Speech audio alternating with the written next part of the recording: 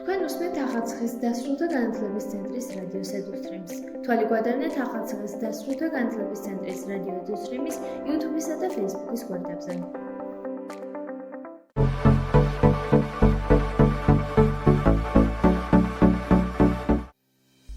რუბრიკაში განათლების გზამკვლევი გაგაცნობთ ფორმალური და არაფორმალური განათლების შესაძლებლობებს.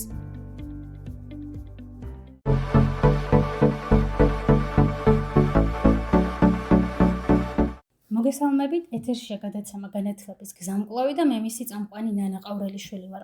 დღევანდელი ჩვენი გადაცემის სტუმარია ახალციხის დასრულთა განათლების ცენტრის ხელმძღვანელი თამარ კაპანაძე. დღეს ჩვენ ვისაუბრებთ ახალციხის დასრულთა განათლების ცენტრის დაარსების ისტორიაზე, მის მიზნებსა და ამოცანებზე, ასევე იმ პროგრამებზე და სერვისებზე, რომელსაც სთავაზობს სამცხე-ჯავახეთის რეგიონს. მოგესალმებით ქალბატონო თამარ და მადლობა რომ ხართ ჩვენი გადაცემის სტუმარი. მოგესალმებით, დიდი მადლობა რომ მომიწვევთ და დაინტერესდით ამ თემით.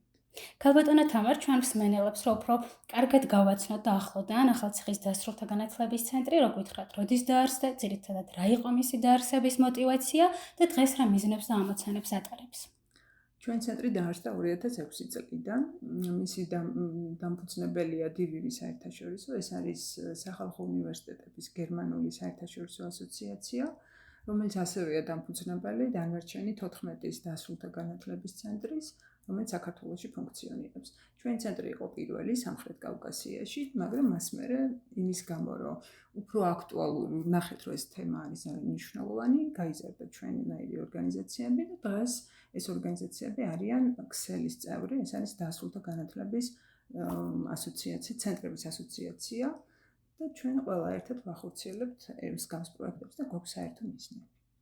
უფრო კონკრეტულად რო გითხრათ, რა არის ეს მიზანი? ამოცანა, რასაც რეგიონში ახორციელებს ახალციხის დასრულთა განათლების ცენტრი და ასე ვთქვათ, მის უნიკალურ ნიშას ტოვებს რეგიონში. პირველ რიგში ჩვენი ცენტრის მიზანია ხელი შეუწყოთ რეგიონის განვითარებას, სოციალურ-ეკონომიკურ განვითარებას, საგანმანათლებლო შესაძლებლობების შეთავაზებით.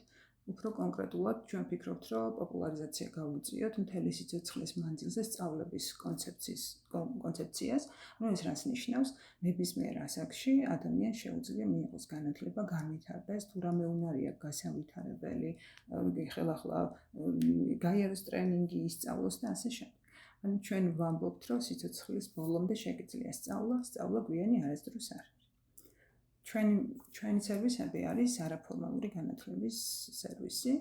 გვაქვს სხვადასხვა კურსები, ტრენინგები, საჯარო შეხვედრები, პროგრამები, რითაც ვეხმარებთ ადამიანებს განვითარდნენ როგორც პიროვნულად, ისე პროფესიულად. ვახსენე, რა თქმა უნდა, ჩვენი დონორია და დღემდე მხარს გვიჭერს ეს ორგანიზაცია, ანუ ეს არის უწყვეტი ერთგული დონორი, რომელიც ავითარებს ამ ჩვენერ ცენტრებს საქართველოში უკვე 2000 ჩვენ ცენტრი პირველია, როგორც თქვი, 2006-დან, მაგრამ თვითონ ცოტა ადრე შემოვიდა საქართველოში და ეს ორგანიზაცია ჩვენ თბილისში არის არა მარტო საქართველოს, არამედ რეგიონული ცენტრი და ასევე ეხმარება სომხეთს, თურქეთს და აღმოსავლეთ ევროპას და რა არის იდეა. პირველ რიგში საქართველოში რატო დაარსდა და რა ნიშნით შეირჩა, თქო, ვახსენე, ხო, 15 ცენტრი მუშაობს. თუ რამე ნიშნით ჭირდება საზოგადოებას ინტეგრაცია, დახმარება.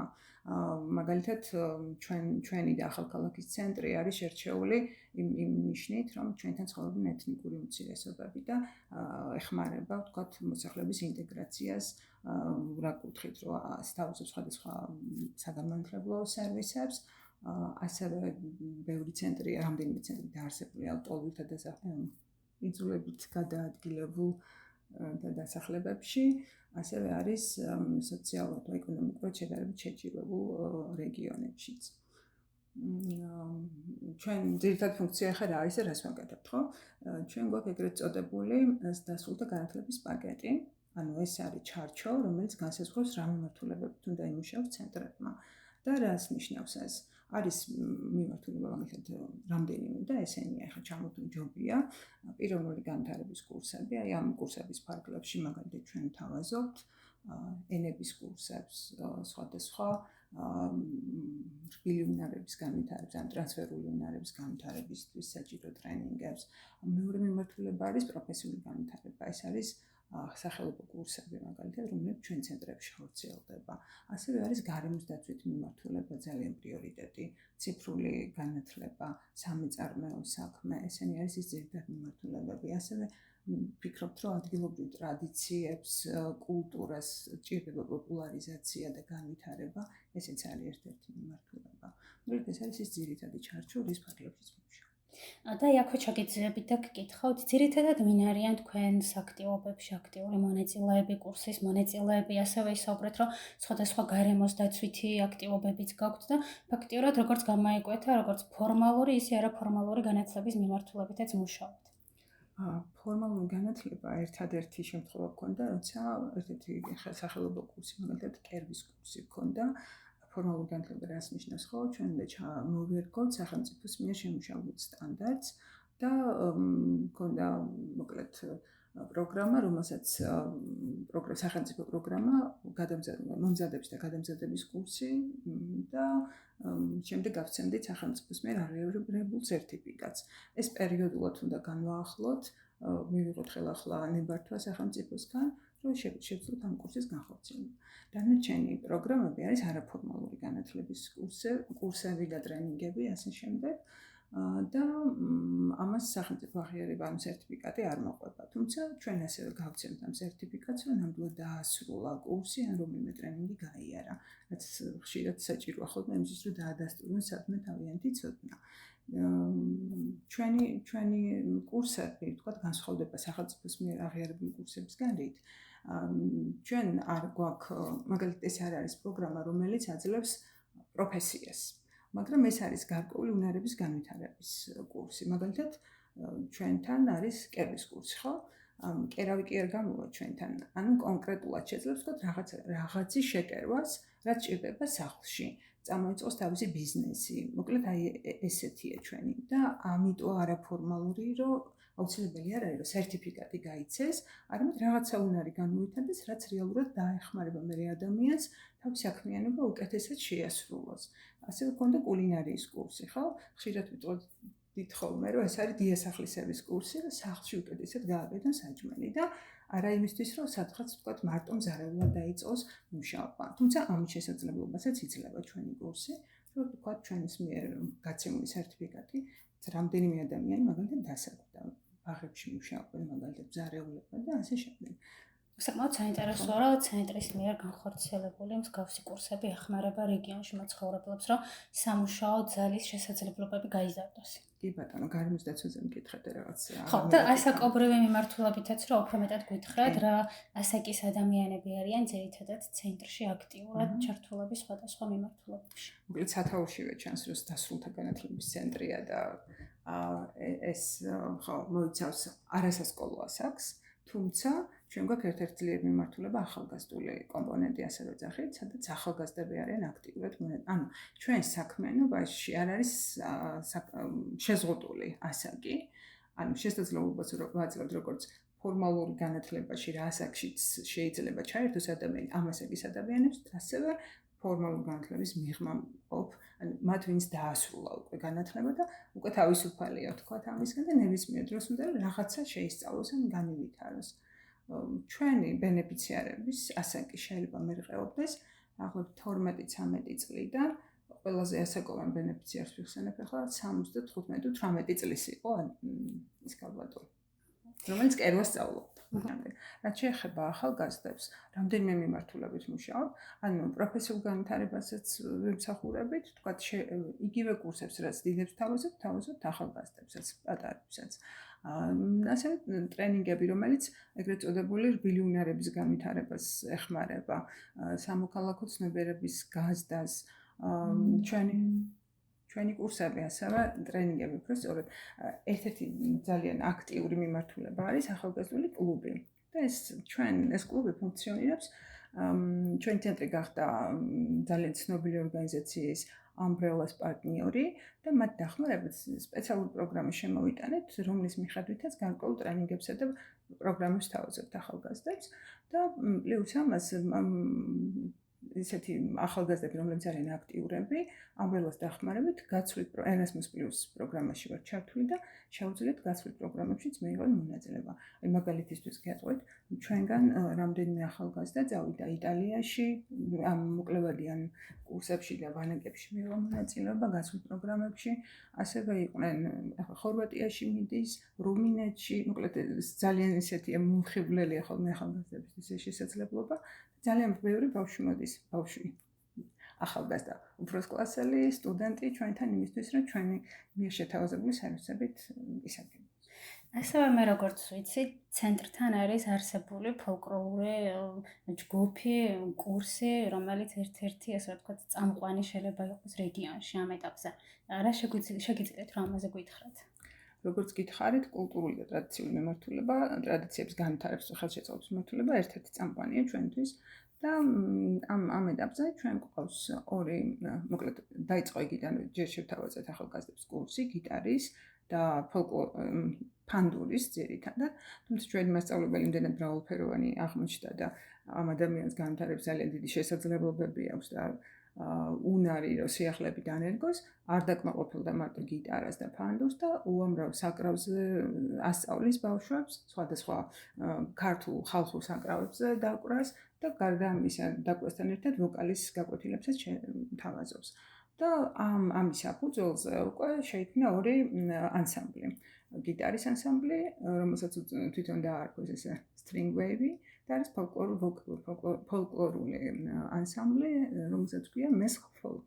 და ძალიან ბევრი კონკურსში მონაწილეობენ, ბევრი ის რა ქვია წარმატებულია საკმაოდ და ბევრი ჯილდო აქვს მიღებული და ბევრი გასტროლზეც დადიასფავარია და ეხლა ელოდებიან ზუსტად საბერძნეთში ერთ-ერთ კონკურსში მონაწილეობის მიღებას. ახლა მისდევ. ძალიან საინტერესოა. უფრო მეტად რა ვისაუბროთ რადიოს ძალის პროექტის შესახებ, რომლის ფარგლებში ჩვენ დღეს აი აქ ვსხედავთ და ვსაუბრობთ თუნდაც ორგანიზაციის შესაძლებლობებზე და სამომავლოდაც რა თქმა უნდა ძალიან ბევრი საინტერესო გადაცემა იქნება შეთავაზებული მსმენელებისთვის.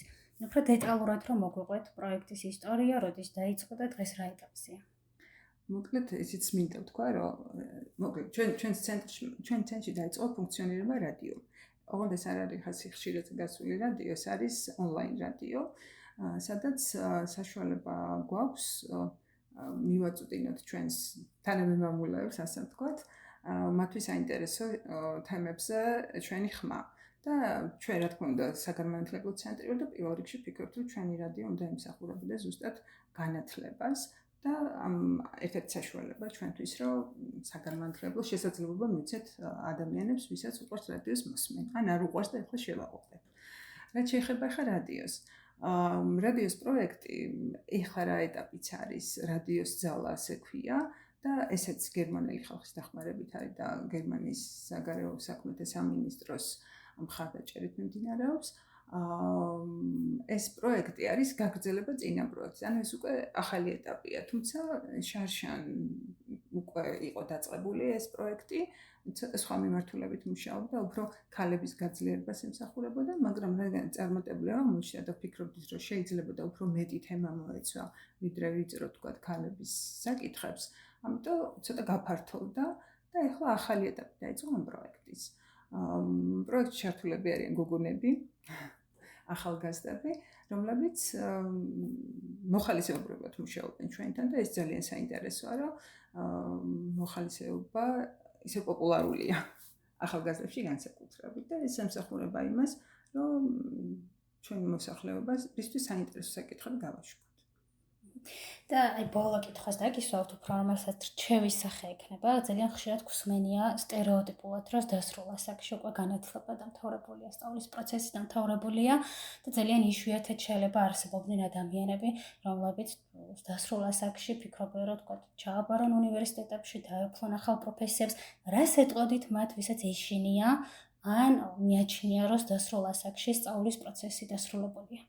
როგორც კი იმას გაიფიქრებთ, რომ დასრულდა ჩემი სწავლის პროცესი, ეს იმას ნიშნავს, რომ დაბერდით, ცხოვრების მეტი აღარ გაქვთ და აღარ გინდათ განვითარება. რა თქმა უნდა, ეს ასე არ არის.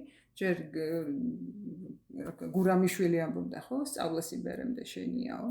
ნამდვილად ისე არ გამომიდა, როგორც იმან თქვა, მაგრამ ჩვენ წეღანაც მახსენე რომ იმ კონცეფციის პოპულარიზაციას ვეწევით, სწავლა ფელისიცოცხლის მანძილზე.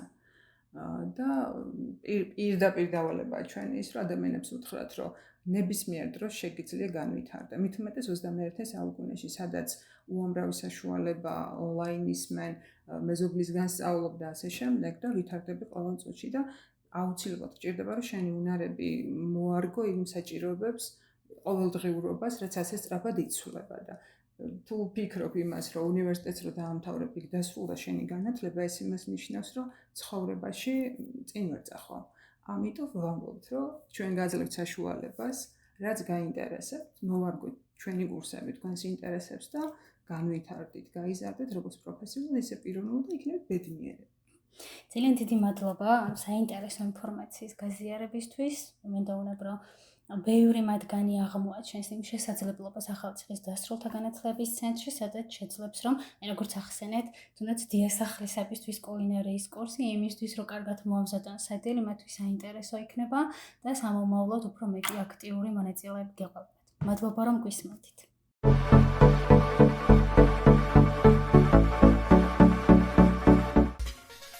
გადაცემა მომზადებულია ახალციხის დასრულთა განათლების ცენტრის მიერ პროექტის რადიოს ძალის ფარგლებში. რადიო ფუნქციონირებს გერმანიის საგარეო საქმეთა სამინისტროსა და დილების საერთაშორისო მხარდაჭერით. თვალი გვადევნეთ ახალციხის დასრულთა განათლების ცენტრის რადიო უსტრიმის YouTube-სა და Facebook-ის გვერდებზე.